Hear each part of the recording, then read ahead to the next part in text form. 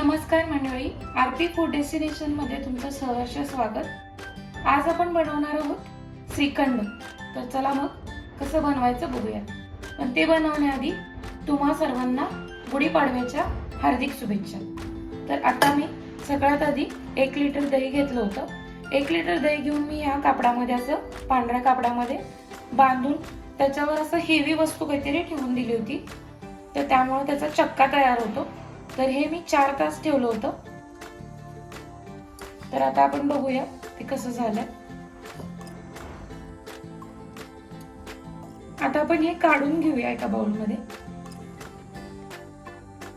आता आपण ही क्रीम काढून घेतली। आता आपण हिला फेटून घ्यायचंय।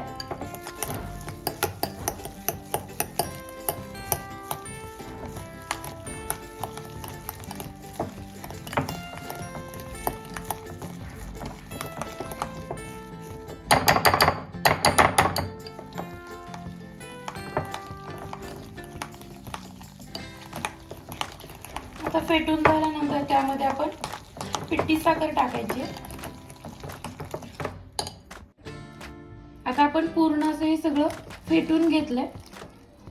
आता आपण ह्याच्यात पिठी साखर घालायची। आता पिठी साखर घालायची म्हटलं तर तुम्हाला किती गोड पाहिजे त्यानुसार तुम्ही घालू शकता। मी इथं 2 चमचे घालून आधी टेस्ट बघते गोड किती होतंय, त्याच्यानंतर बघू आपण वाढवायची की नाही, कारण जास्त गोड पण चांगलं लागत नाही ते।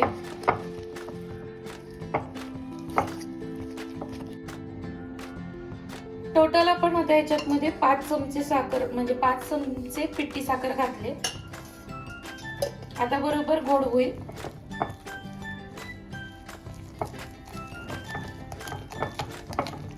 तुम्ही पण या 1 लिटरच्या हिशोबाने जर केलं आणि जर तुमचा चक्का एवढाच झाला तर तुम्ही त्यानुसारच करू शकता। आता आपण त्याच्यात वेलची पावडर टाकूया। वेलची पावडर ही आपण बारीक टाकायची नाहीये, त्यामध्ये जी आपण घरीच बनवलेली असते तीच टाकायची।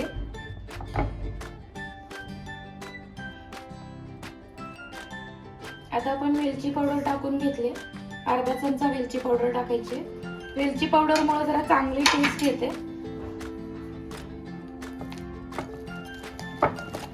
आता आपण ह्याच्यात जर श्रीखंडचं जर आम्रखंड करायचा असेल तर आपण ह्याच्यात मँगो पल्प जो असतो तो बारीक करून आपण ह्यामध्ये टाकू शकतो।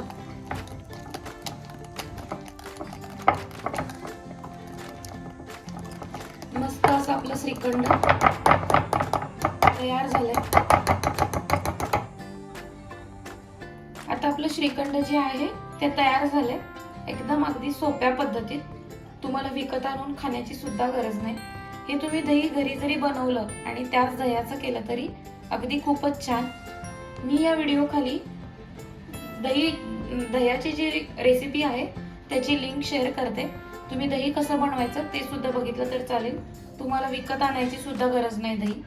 तर घरच्या घरी मस्त असं श्रीखंड आपला तयार झालाय। मागचे 2 व्हिडिओ असे झाले होते की मी पुरी सोबतच बनवले होते। आलू पुरी आणि आमरस पुरी बनवली होती। तर यावेळेस आज मी श्रीखंड फक्त बनवलंय, त्याच्यासोबत पुरी दाखवलेली नाहीये। तर तुम्हाला पुरी कशी बनवायची असेल बघायचं असेल तर माझे ह्याच्या आधीचे जे 2 व्हिडिओ आहेत आमरस पुरी किंवा पुरी भाजीचे जे व्हिडिओ आहेत त्यात तुम्ही पुरी कशी बनवायची ती बघितली तरी चालेल।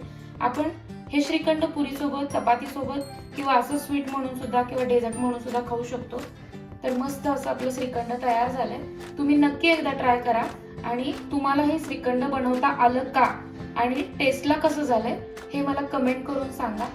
व्हिडिओ आवडल्यास लाईक करा, शेअर करा, सबस्क्राईब करायला विसरू नका। व्हिडिओ शेवटपर्यंत बघितल्याबद्दल धन्यवाद।